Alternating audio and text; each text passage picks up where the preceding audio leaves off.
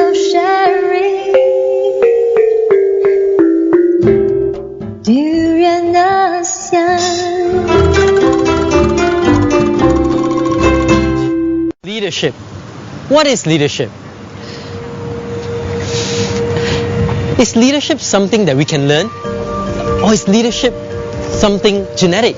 Many people really believe that leadership is something that we are born with. It's something that we inherit at birth. Now, we believe differently. We believe that leadership is a science. And there is a science to building leaders. Hi, I'm Roshan Thiran, and welcome to the world of Leaderonomics.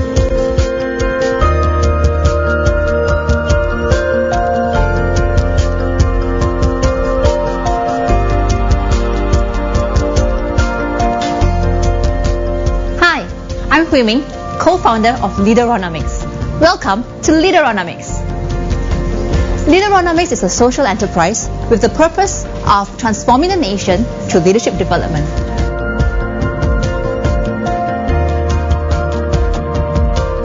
A number of years ago, I was helping a number of underprivileged kids in Sabah and Sarawak in Borneo.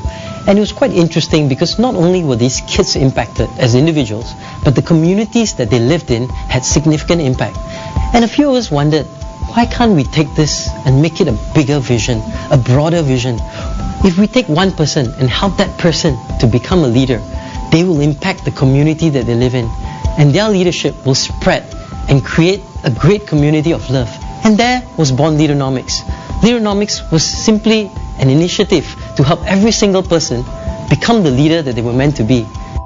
So how do we organize ourselves to achieve our vision? We have three spheres: the corporate sphere, the media sphere, and the community arm. Now these three complement each other so that we can go deeper and build more meaningful relationships to fulfill their potential to become the leader that they were meant to be. One of the areas that we do in corporate services is learning and development. This is where we have training sessions or even workshops. In this, we run simulations, mostly experiential learning. In your professional career, usually you would have an idea where you want to go. But do you actually know where you are right now? We'll put you through a 2-day assessment center, and then at the very end of it, we will help you and guide you to where you want to go. Now, in your professional career, you would have developed functional depth. Now, a coach will be the extra help for you to develop further. Sounding board is our consulting piece. This is where we help companies in various aspects. It can be as simple as talent management framework or something more complex like a process improvement. Now, in talent acceleration, we develop an entire year-long process of development program, and in this program our role is a learning partner for the organization. In Leaderonomics Media, we are excited to deliver content that is engaging and interesting. So we have two key areas, which is digital and print. For print, we have experts writing in for content that is published in our Saturday pullout called My Star Job. So for My Star Job, we actually have content for teenagers like starting young and for senior management like career advice. So on the digital side, Leaderonomics.com and our YouTube channel houses our articles, podcasts and our videos. So shows like the Leaderonomics Show and Learn From features leaders from various industries who share their thoughts and experiences in their field of work. We also tap into our community via shows like A Day in the Life, which lets us have a peek at the challenges and the inner workings of some underappreciated professions in Malaysia. One example of this is A Day in the Life of a Palliative Care Nurse. Via these stories, we hope to inspire people to become leaders in their own community. In Leaderonomics, we have this community arm which touches on three aspects. We have the youth, we have campus, and we have the Do Good Academy. So youth works with 12 all the way to 21 years old and developing them into leaders of tomorrow. Campus deals with top-tier university students specializing in scholars, while the last one is Do Good Academy, where we work closely with NGO leaders, developing them into the best leaders they can be for their organization. I work a lot with youth through these three spheres: the Diode camps, the drop zone, and lastly is the Leaderonomics Club. Diode specifically is a safe environment where we develop leaders through camp environment. The other interesting initiative that we do is Job Zone, where it's a hangout center, but in the meantime, we develop strong relationship with them, and therefore we get to be their mentors. We want to transform this nation through making societies of love. So we built our organizations and held to 5 core values. It starts with relationship, our biggest and most important value. It's about how we interact with each other, how we interact with others in the community and with God. The next piece was really about empowerment. How do we empower each other so that everybody has a voice that is able to stand out and make a difference in this world? The next piece was really about building the future. How do we enable everybody to build a better, fairer, more caring society? The 4th value is really about growth. Now, growth is important. All of us need to keep growing. And so it's important for us to grow spiritually, mentally, and physically. Learning is at the heartbeat of growth. And so it was critical for us to enable everybody to have opportunities to learn, to develop themselves and grow. And finally, a value that we underrate, the value of giving. Giving is so critical. It makes us better, it makes us wholesome, and finally, it enables us to be blessed. We want to give of ourselves, our energy, our talent, and our ability to make this world a world full of leaders that build these communities of love and enable this nation to be transformed. Our vision and our mission has not changed since we started this organization, in that we believe that every person has the ability to be a leader. We aim to grow leaders with the right values, with the right characters. And we believe that these leaders will move on to build communities of love. Communities where there will be no discrimination in terms of race, religion, or wealth. And as these communities flourish, we believe that they will eventually transform our nation. You know, we at Leaderonomics believe that leadership is the remedy for most of the issues in this world. After all, as John Maxwell aptly puts it, everything rises and falls on leadership.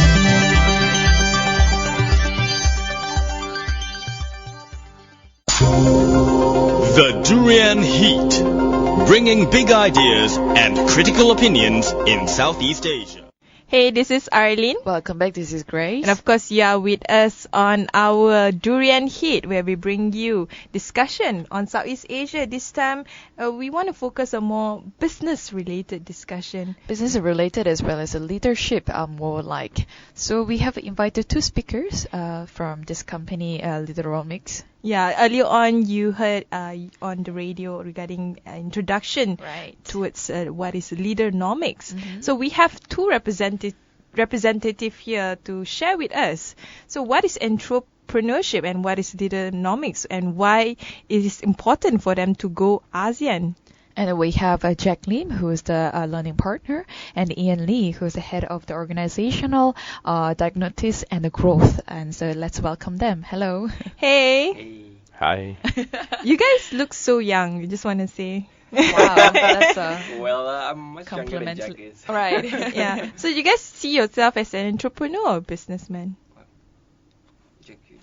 I would say I want to consider myself as an intrapreneur. Yeah.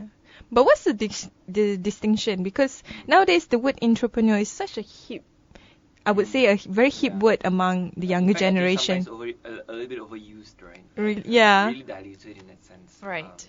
Would you want to share a little bit about what you meant by entrepreneur? Yeah, entrepreneur, in my opinion, is somewhere in between a full-fledged entrepreneur and someone who sees himself as a 100% working professional. If you look at companies like Google, those companies in Silicon Valley, and they learn it actually from 3M, they would allow their employees to have some time to do something out of the scope of what they're hired for. And that forces them to think outside the box, collaborate with different people, and voila, new innovation will be created. That's interesting, and that is actually the core values or the core business of Leaderonomics, to develop leaders and entrepreneurs. But the word entrepreneurs doesn't really mean just in the realm of business. It means can be individual as well if they want to develop themselves to have that sort of mindset. Perhaps you can share more about Leaderonomics, like why you started. This Leaderonomics in the first place. actually, the story of leaderomics is actually a very fascinating one. In fact, it wasn't like it wasn't like Roshan. Roshan is a founder and also CEO, and it all started from him actually, because it wasn't like Roshan one day woke up and said, "I want to start leaderomics," but it all started with a vision, and it all started because he was with GE for more than a decade, right? And when one of slightly past a decade when he was there, he actually wanted to take a slight break from the corporate scene for a while just to get a bit more clarity. But then what GE did was GE then plucked him out and then got him to run their training institute called Crotonville. And we know Crotonville is so well known. And if there's one thing that GE is synonymous with, is leadership, right? And so Crotonville is a world-renowned leadership institute, and that's where he really deep dived into the area of leadership. Fast forward a few years later, and then what Roshan realized was that if there is a crucible for a government, for a country, for a family, for companies, would be leadership. Be it good leadership, bad leadership, and things are built and they are destroyed based on good or bad leadership. And in fact, then Roshan felt that he really wanted to impact Malaysia. He felt that there's a huge gap in Malaysia, and actually, in fact, he didn't start off by starting off leaderomics. In fact, he started off by running youth leadership camps for high school kids, actually in the rural areas. And then he realized that if he could do more of these camps, then he could eventually transform from the very grassroots level. And then, but the next question would be then, how is he going to generate enough revenue to keep that sustainable? Then he had to figure out a sustainable business model for that. So that leads to Yeah, it is very interesting to know and also to focus on the leadership and also make people, especially the younger generation, to be innovative in certain areas. And but my question here is rather other than the sustainability here, how do you maintain once you have the boot camp or the youth the camp there to develop the certain skills among youth?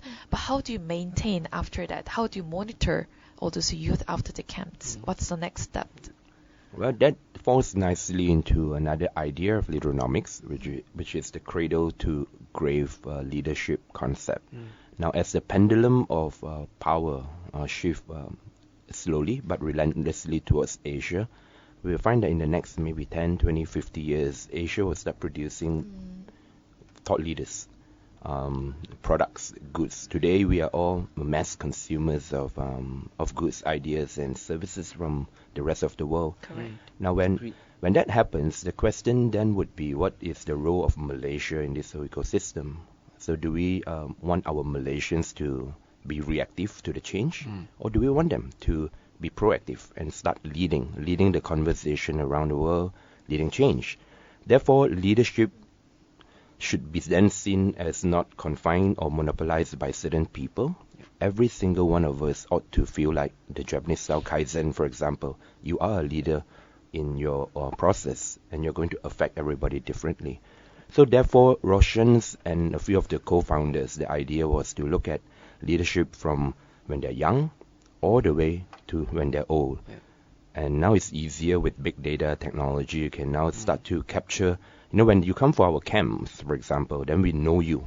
We know your profile, your style. Then we have programs to cater for you when you are in your teens. As you will go into the adulthood, then there's another leaderonomics program. When you're in mid-management or if you're an entrepreneur, we want to be catering for that as well.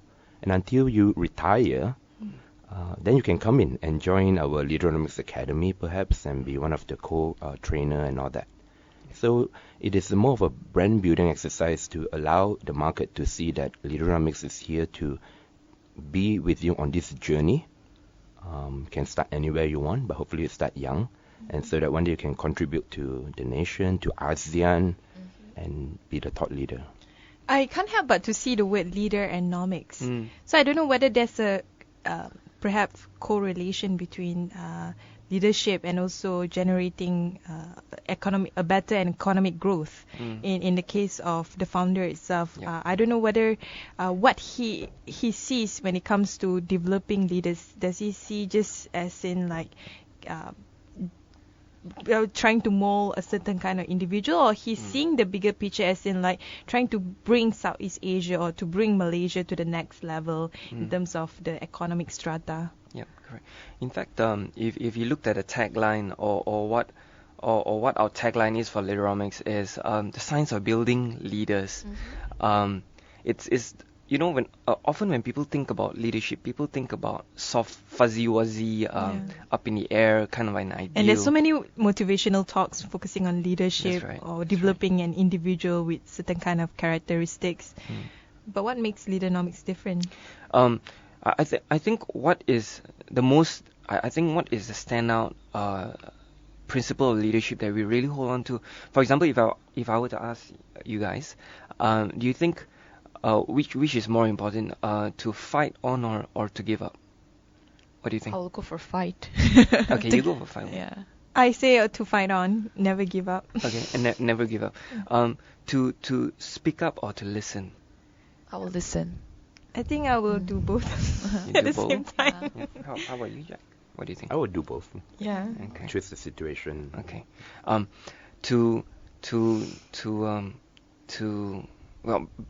Well, basically, you get my drift. And depending on what situation you're in, you will be inclined towards a certain action, right? Right. And now, and what a lot of different organizations try to do, especially leadership organizations, is try to give you different skills in this area. Correct. To speak up, listening skills, presentation skills, learning how to lead in a certain way, right? But what a lot of organizations struggle to do is help you contextualize. It is a question of when. So when do you speak up, and when do you listen? When do you fight on, and when do you give up? Right? And that's what we do very differently. We build context into our modules, into our intervention in the area of leadership.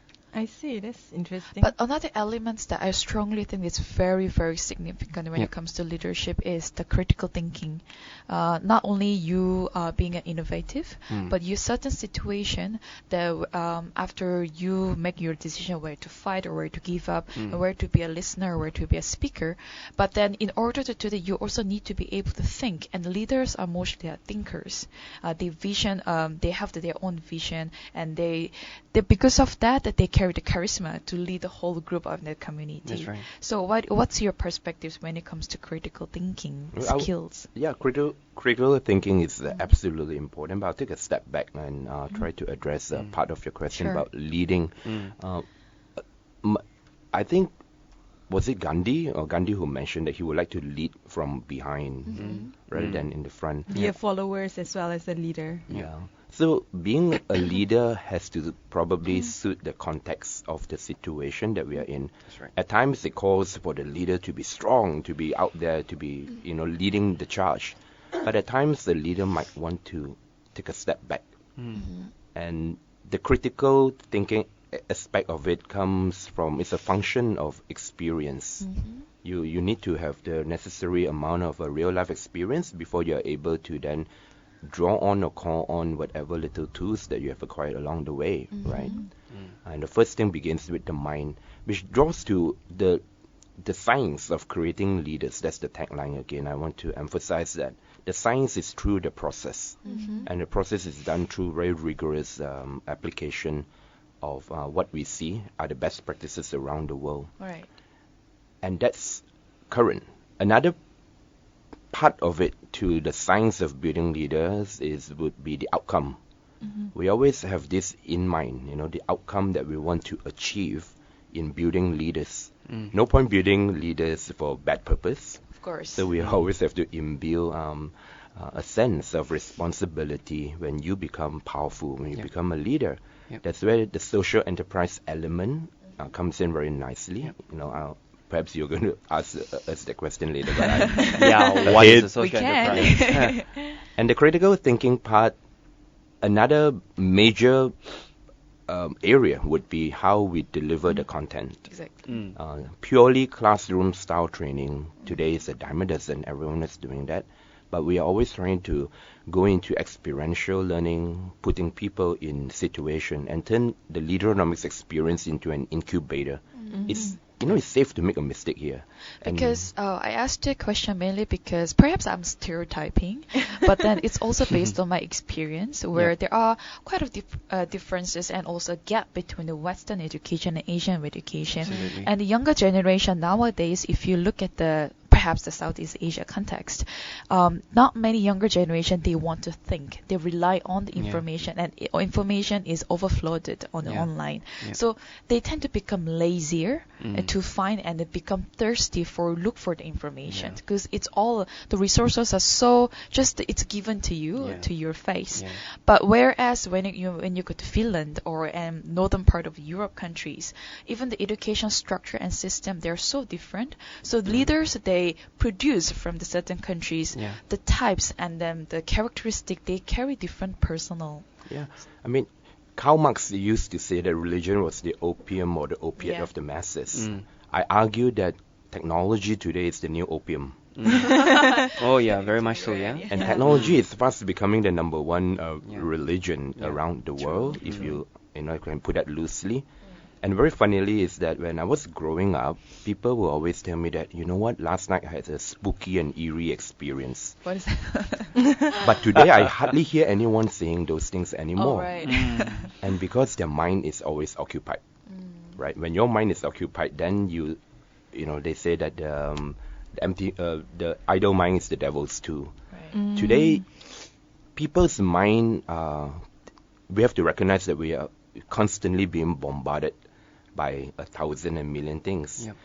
So a new leader or new person in the world today really have to recognize that.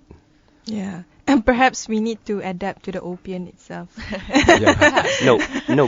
Humanity, in my opinion, is moving from the inability to make a good decision due to lack of information to an inability to make decision due to too much information. So the tools and the way we need to address that from a leadership standpoint. Firstly, I would say whatever that we did in the past may not necessarily be now enough to help us to move into the future in creating leaders. So in the drawing board in leaderonomics, we are still constantly doing R&D, talking to global organizations, institutes of higher learnings like the INSEADs of the world, to continue to seek an answer to this question. Right. There's no easy way, definitely, and the velocity of change today is staggering. Definitely. A lot of people are quite fearful. For sure. So in leaderonomics, we always say that we cannot be fearful. We have to also walk the talk. While we are trying to build leaders, we also have to act like one.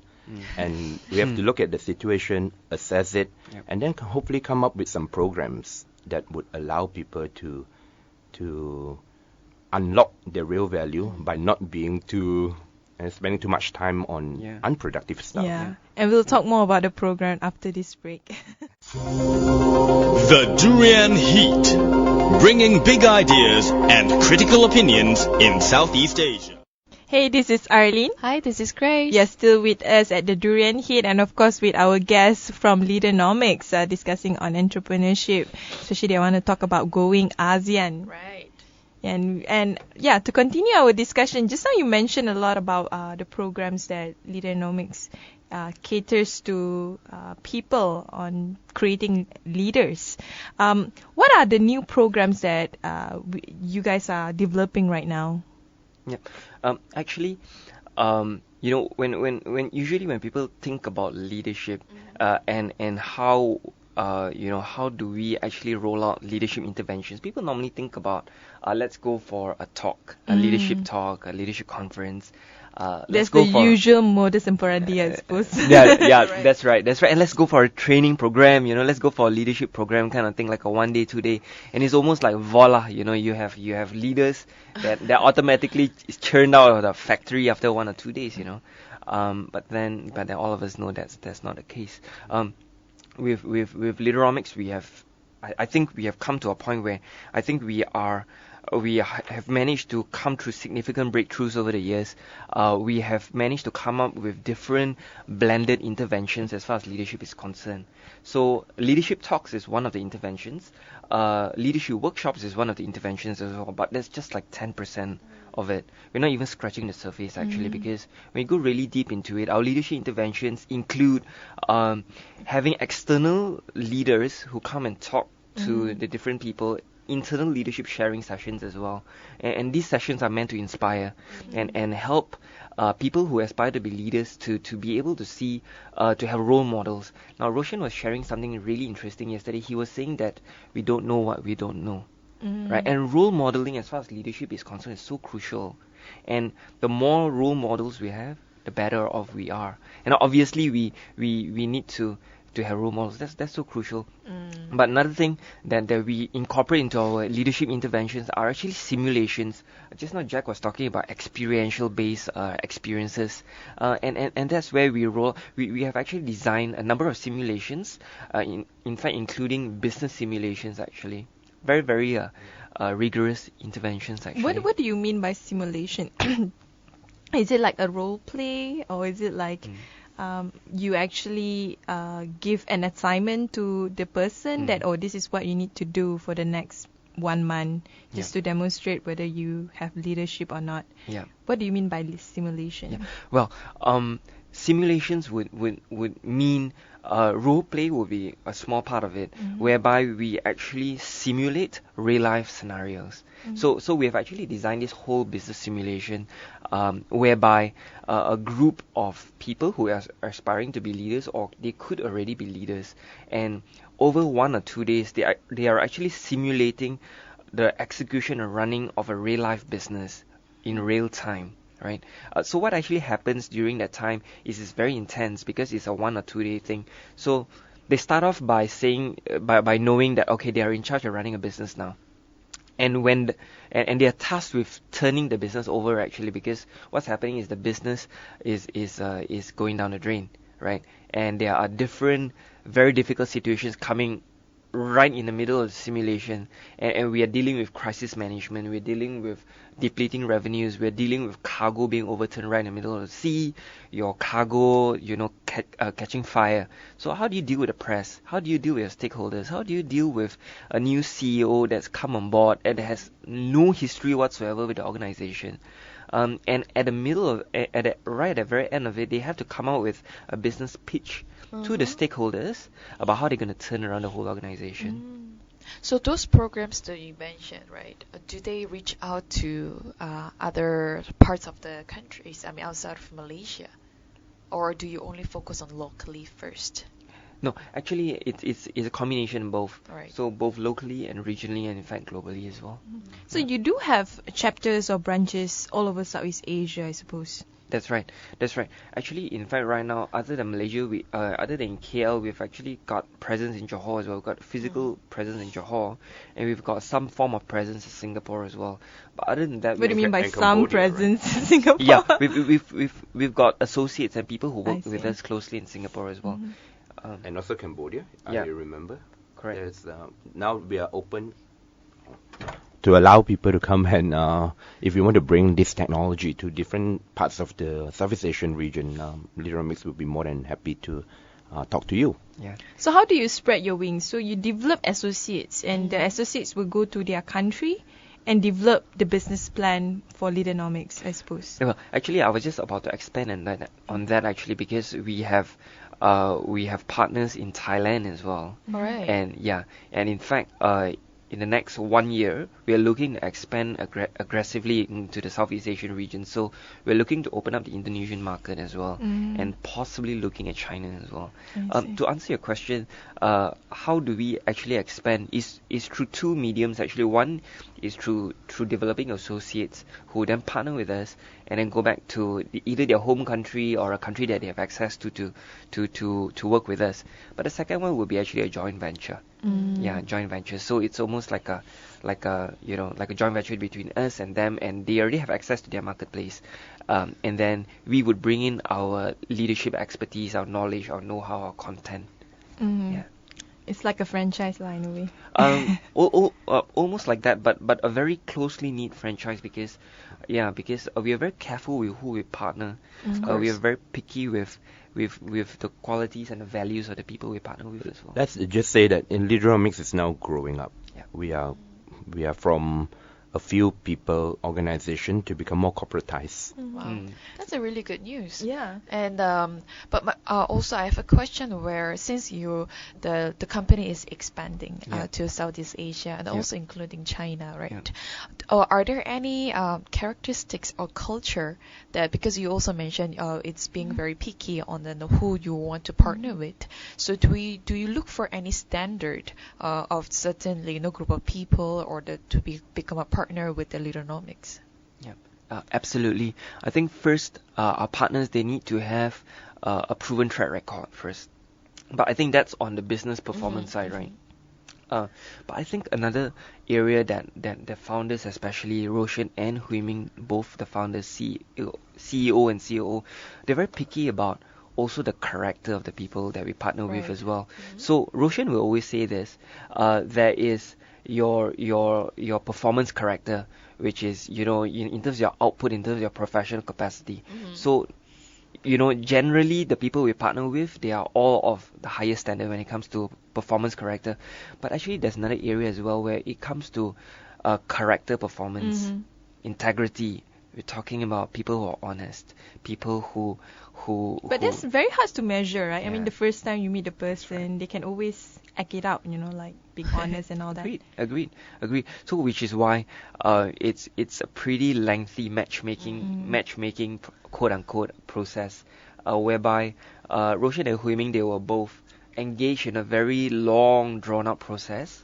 So getting to know them, but also at the same time they would actually engage in references as well, to have the check and balance thing. And we'll take another short break. When we return, we will discuss more on Leaderomics. The Durian Heat, bringing big ideas and critical opinions in Southeast Asia. Hey, this is Arlene. Hi, welcome back. This is Grace. And of course, you are still with us and Leaderomics on the Durian Heat, discussing about a topic regarding on entrepreneurship. So, Grace, do you like entrepreneurship? Like entrepreneurship? That's a very tricky question. I will say I want to learn more about the entrepreneurship. And I see younger generations, they want to be their own boss, rather than working under the company. And that also comes with the different cultures that all the structure and hierarchy companies have to offer. And the younger generation, they found out that they can't fit into the environment that they're supposed to work for. It seems like the younger generation of Southeast Asian are totally different from their parents or grandparents. The struggle and the kind of the world that they are living in is totally different. So how do Leaderomics make sense out of this and try to engage more with the younger generation and try to bring the best out of them and fit into the world that we have here? Like Roshan, for example, he would do a lot of and he's young, engagement. right? Oh yeah, he's young both in age and in heart as well. So when you see him in action, you find that he's very dynamic, and then he gets to reach out to the people differently. And we do run a lot of other programs that would encourage other speakers to come. But generally, you are only as young or as old that you feel or you think. But how do you get this younger generation excited? Because most of the time, I observe when they go to leadership workshop or talks, they seem to be interested, but it always dies down the moment they leave the room. Correct. Now, I think this is where Leaderomics is different because mentioned earlier on in the talk, Jack did mention we are a leadership organization that builds leaders from the cradle to the grave. In fact, we are very proud to share that if you look at the Leaderomics ecosystem, we have leadership interventions and clubs and organizations even at high school level, and we are in universities, and we're in a corporate space. Now, in fact, we are going to start up Leaderomics Kids as well. Oh, wow. In fact, preschools And in fact, we're looking at possibly what happens after your corporate life finishes, for pensioners and all that. So in about just a short few years' time, we will have a full suite of leadership interventions from when the child is very young all the way up to the point where when the person is pretty aged. Oh, that's very interesting. And the focus is not just in terms of work life or school life. It's also about relationship and personal life. Would that be the case? Correct. It's a very well-rounded intervention intervention program that we have. Yeah, one key word is that role model. Whoever that comes through the Leaderonomics programs, you end up being a role model. I remember one example when there is this boy in Sarawak, and he was living in a very rural area, and in that kampong, for example, it's just a river that separates the kampong from the other side. And this boy, after going through one of the camps, realized that, hey, I learned a bit about business, I learned a bit about making money for myself, being a leader. So he told the team that he wanted to build a business model to transport people from one end to the other side, but he has got no money. So the Leaderonomics team came together and in a way gave him the seed money. And what happened was he went back to his kampong. And once he's there, he started to do the business. And over time, the other kids who were spending time doing other stuff would see him doing something productive for a change and started to behave like him. Wow. We haven't done a study, on what happened to the surrounding, but once we come in, we empower you, we let you see the bigger picture, and you start to become a role model, a positive role model of change in your environment. I see. That's very interesting, and that's quite influential, Yeah. One person Yeah. changes the community, or perhaps just the friends. That's right. It starts somewhere. Yeah, that's right. And in fact, just jumping on to what Jack has actually shared, that's the whole idea actually. That one person that we can touch, change, and influence, then we'll go back to their community, to their families, to their organizations, and then they will then be able to be the influencing, the tipping point that will be able to transform whole communities. I mean, our brains probably is hardwired from the day we are born, and then we go through social conditioning and then education. Correct. And we are hardwired to believe that one person cannot do anything to change the surrounding. But actually, it's not true. No, it's not. It's not. One person can change the world. And that's true. And we all know that to be true. Never underestimate the power of one person, because if you look back in the history of business, war, politics, it's usually that one or a couple or a few people coming together, and they relentlessly, crazily continue to pursue their dream. I mean, look at Durian ASEAN. I believe there are not a million people who I call it the started power this. of one fruit. Yeah, the power of one fruit. Oh, very powerful, that fruit, yeah. Very.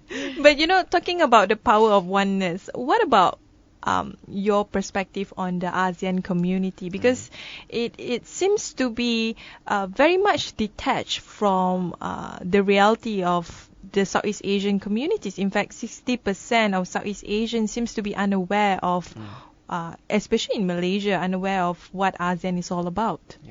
Yeah, the national narrative right now at this point, I feel that not enough ASEAN is being injected into the national conversation. But with AEC, right, in November, just around the corner, and the promise, the incentive that, for everyone you can gain from would probably start compelling people to look at it. And again, we have to really shed that mindset that we have to let someone else tell us what's true anymore. We have to be critical thinking. And when this ASEAN thing comes in, you cannot stop the information from flowing to my eyeball now, because everyone is carrying a mobile device. Yes. Those days, you can try to skew the conversation through media, but I see more and more young people out there. They are already thinking ASEAN first or global first in doing business. All right. When you talk to them, they are no longer just looking at the addressable market of maybe in PJ that 800,000 people. That was maybe 20 years ago. Today, the moment they open a store on the internet doing an e-commerce business, whatever you do, they start to plan and strategize for a potential market of 7 billion. And sometimes they have no choice because they are now raising Yeah. funds from global VCs who are coming to Malaysia through Yes. some government programs. And the VC are now putting in place a form that you have to fill and then forcing the conversation. Therefore, let alone ASEAN, the world, the young people in Malaysia are really quite global. Right. They can be if they want to. If you want to pinpoint one country in Southeast Asia where the younger generation might have a greater turnover for the country, which country do you think? I don't understand. What do Or you when think? you say turnover, As in, like, they will create more innovation and in return, like, having better economic growth for the country. Which country that do you think has that potential? If you ask me, I like the Singapore model. Yep. Contrary to Yep. popular belief, the Singapore Yeah. government indeed have Yep. kick-started quite a few programs. And there's a particular place called Block 71 in Singapore. I'm sure you all know about it. There's a real hotbed of innovation. And innovation also can be accelerated if you collaborate with people around the world. And today, the tools are easily, widely, and cheaply available for anyone who would want to start collaborating with people around the world. You know, you outsource this idea, outsource the development to another people. Within seconds, within minutes, you can come up with a product. And over there, I was there recently, and I felt the energy level is very high. The people are all enthusiastic and optimistic. And the government also have incredible support towards the younger Of course, generation as well. correct, because the Singaporean government has foresight, and they see that number one, e-commerce is the way forward. Number two, putting together a lot of policies, rules, and regulations which are very pro-business, and they're very transparent in every dealing that they have, which is a perfect environment for entrepreneurs, new businesses to sprout and grow. There you go. If you want to go for innovation, Singapore might be the country for it. Right. But don't forget the good work done by our own Malaysian Oh, yeah, very much. Oh, government. I mean, today the reality is that we have a lot of agencies in the country. Maybe a little too many for today's world. Yeah. In fact, the last count, somebody told me there are about 700 over government agencies in Malaysia. Oh wow, that many, yeah. And Magic is one of them. Magic is now, they have a program, the program to consolidate all the grant-giving agencies under one of their website. And probably there's about 10% of the 700 are grant-giving. And if you are someone out there who feels like you are a leader and an entrepreneur today, there are things happening in Putrajaya and Cyberjaya that you want to take a look. And it's all within reach. But if they want to develop their leadership skills, how can they contact Leadernomics? Well, basically they can go on our website, check us out there. They can actually even drop us an email at training@leaderomics.com as well. That email comes straight to me, and I'll get back to you as soon as possible. That's true. Yeah. And I guess maybe a final message to especially the younger generation, since majority of the population in Southeast Asia are the younger generation, younger than 40 years old. And I think you're probably into that. Both of you are in that bracket as well. No, he's thinking, he's calculating. So, what makes a great leader? Perhaps you can share your words to our listeners. I think a great leader is a contextual leader, a leader who knows how to do, what to do, and when to do it. And a contextual leader is able to rise to the occasion as and when needed, and is able to shape, prepare, re-prepare, and constantly be on their feet to be able to do what is needed in a specific circumstance.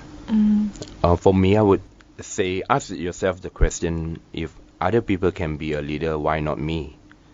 And how do I get there? You will be able to find the answer. Right. That sounds quite inspiring. You keep on asking your questions. Anyway, thank you very much. Thank you for coming to Durian ASEAN and share your views. Thank you. Thanks.